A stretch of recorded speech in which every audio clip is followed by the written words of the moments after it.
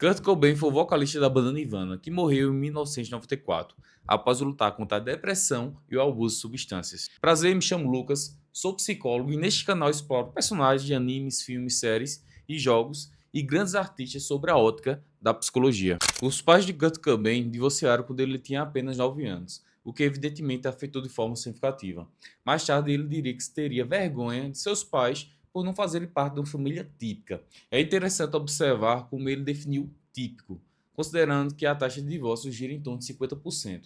Pode-se argumentar ter pais divorciados também é algo bastante comum. Pelo menos podemos dizer isso nos dias de hoje. Após o divórcio, os pais de Kurt Cobain logo encontraram novos parceiros. Ele passou a morar com o pai e a madrasta. Inicialmente começou a se comportar mal na escola e chegou a intimidar outras crianças, o que levou o pai a levá-lo em um profissional de saúde mental. Eventualmente, seu pai obteve guarda exclusiva, mas, após novos episódios de mau comportamento, ele acabou sendo cuidado por outros familiares e amigos. Cobain continuou se metendo em encrencas. Ele começou a usar maconha aos 13 anos, eventualmente passou a consumir bebida, LSD e heroína. Em 1990, era dependente de heroína. Cobain foi morar com a mãe durante o segundo ano do ensino médio, mas abandonou a escola depois de 2 anos. Sua mãe lhe disse que ele precisava sair de casa ou encontrar um emprego. Ele decidiu ir embora e acabou ficando sem teto por algum tempo. Mais tarde, ele admitiu ter morado embaixo de uma ponte. Cobain conseguiu um emprego no resort próximo, o que lhe permitiu pagar um apartamento.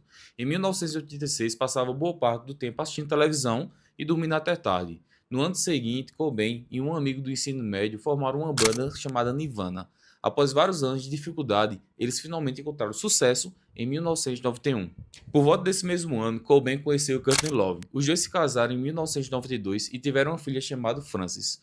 Pouco antes de uma apresentação em Nova York, em 1993, Cobain sofreu uma overdose de heroína, mas foi tratado por Courtney Love, o que lhe permitiu continuar com o show.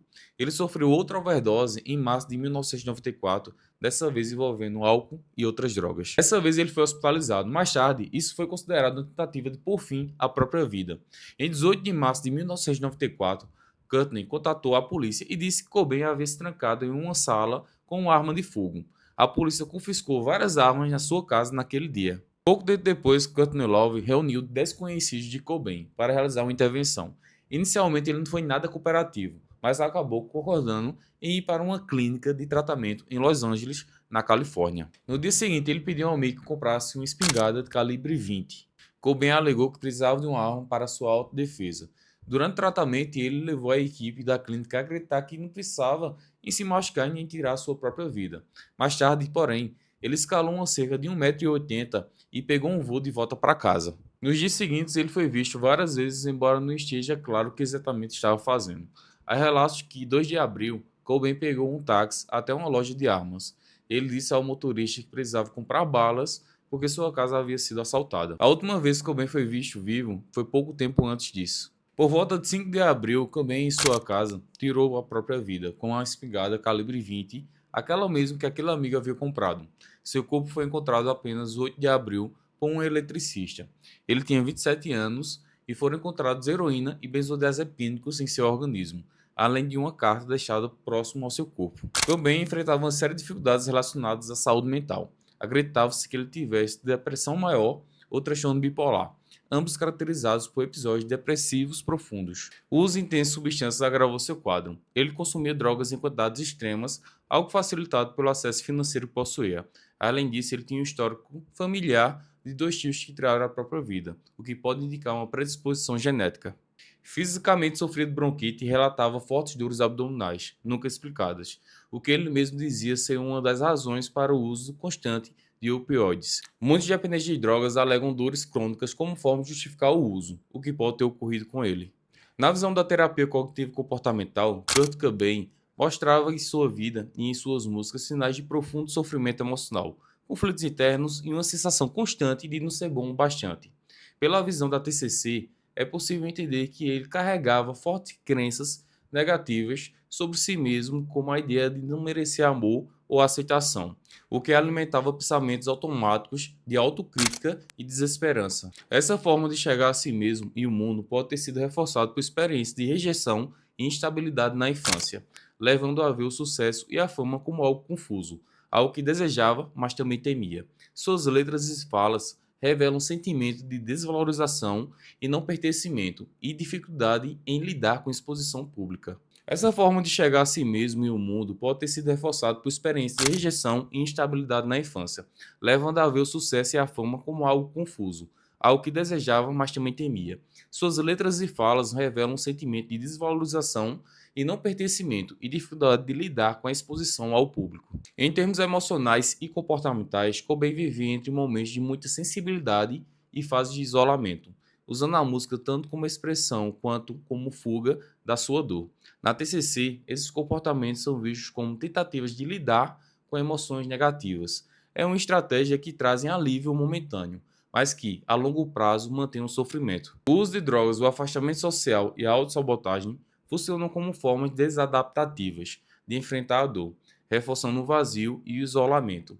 Sua história mostra como pensamentos distorcidos, emoções intensas e comportamentos de evitação podem se combinar de modo destrutivo, especialmente quando a pessoa não tem apoio psicológico para aprender novas formas de compreender e lidar com suas emoções. Já na visão da psicanálise, explicaria esse sofrimento como resultado de luta entre diferentes partes da mente. O id, que busca prazer, liberdade, expressão total, o superego, que faz sentir culpa, vergonha e autocrítica, e o ego, que tenta equilibrar essas forças e lidar com a realidade. Sua música e criatividade podem ser vistas como forma de sublimação, ou seja, de transformar impulsos e dores internos em algo criativo e socialmente aceito. No entanto, o uso de drogas e comportamentos autodestrutivos podem revelar a presença da chamada pulsão de morte, uma força inconsciente que busca aliviar por meio da autodestruição. Assim, a vida de Kurt Cobain pode ser entendida como uma tentativa intensa e dolorosa de equilibrar forças opostas dentro de si, o desejo de viver e criar e o impulso de fugir da própria dor. Cobain estava profundamente deprimido e tinha grandes dificuldades em resistir à tentação do uso de substâncias. No local da sua morte foi encontrada uma carta endereçada a seu amigo imaginário de infância, algo bastante peculiar, considerando o tom geral da mensagem. Nela, Cobain expressava não sentir entusiasmo pela música há muitos anos, o que pode indicar um quadro de anedonia, ou seja, a incapacidade de experimentar prazer, um sintoma clássico da depressão. Ele também relatava sentimento intenso de culpa, algo muito comum em pessoas deprimidas, mesmo quando essa culpa é injustificada. Em outro trecho, escreveu que se via como um narcisista, que só valorizava as coisas quando a perdia, uma forma de autodepreciação, refletindo assim sua baixa autoestima e sua distorção de autopercepção. Cobain afirmava ser sensível demais, uma tentativa de justificar a dor emocional que sentia, como se seu sofrimento fosse consequência de uma sensibilidade exagerada ao estresse. Ele mencionava que precisava se tornar insensível para recuperar o entusiasmo da infância, o que pode ser interpretado como uma referência direta ao uso de drogas e à tentativa de anestesiar o sofrimento causado pela depressão. Disse ainda que amava demais as pessoas, características comuns em indivíduos com alta abertura a experiências, que sentem emoções de forma intensa e profunda. Esse amor intenso também lhe trazia dor, como se a empatia exagerada tornasse a essência mais difícil. Em sua carta, ele reafirmava o carinho pelos fãs, o amor por Courtney e pela sua filha Frances. Declarou que desde os 7 anos se sentia tomado por um ódio pela humanidade, algo pouco improvável para uma criança, mas que provavelmente simbolizava uma tentativa de dar sentido a sentimentos de tristeza e desespero que sentia, que acompanhavam desde cedo. No final da carta, escreveu que adoraria continuar vivendo com sua filha, mas acreditava que ela seria mais feliz sem ele.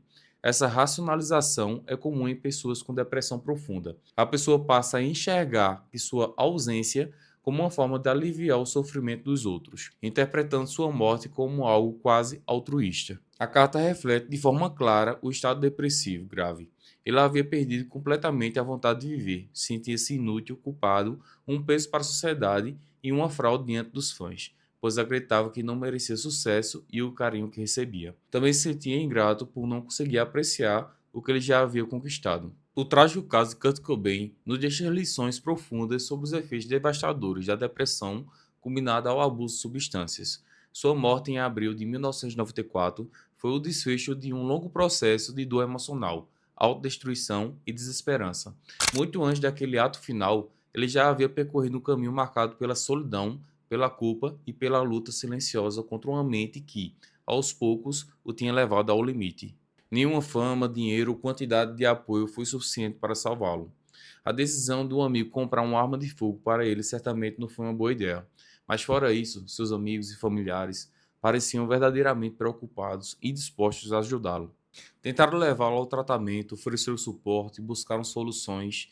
Ainda assim, a depressão é uma força cruel e distorce completamente a realidade. De fora, Kurt Cobain parecia ter tudo: uma família amorosa, fama mundial, riqueza, um futuro brilhante e o respeito de milhões de fãs. Mas do ponto de vista dele, nada disso realmente existia, porque a depressão havia alterado sua percepção de tudo ao seu redor. A depressão tem o poder de apagar a esperança, independentemente das circunstâncias externas. Não importa se a vida está cheia de coisas boas, para quem sofre, tudo pode parecer vazio e sem sentido. Ela nivela tudo, fazendo que a alegria, sucesso, amor percam seu brilho.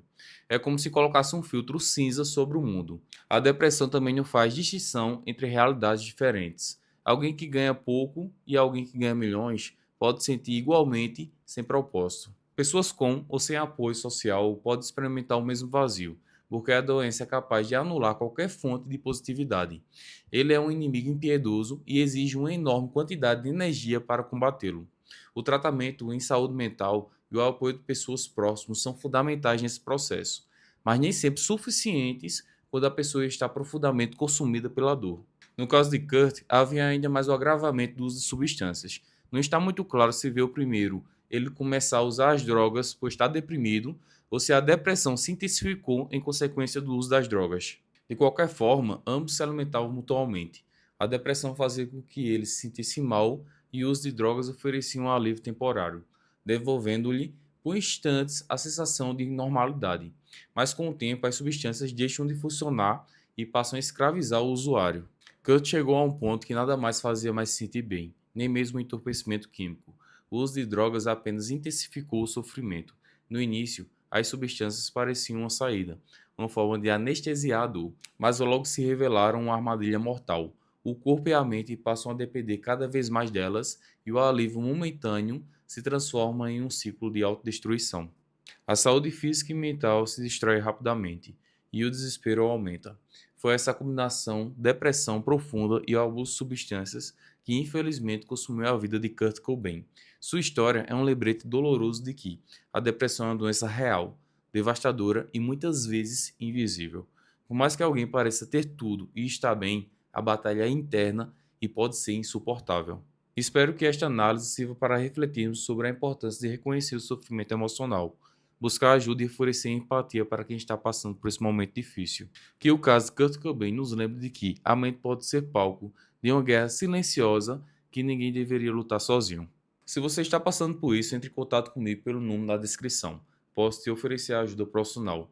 E se você não está passando por esse momento difícil, mas conhece alguém que está, compartilhe esse vídeo. Obrigado por ter assistido até aqui e tamo junto.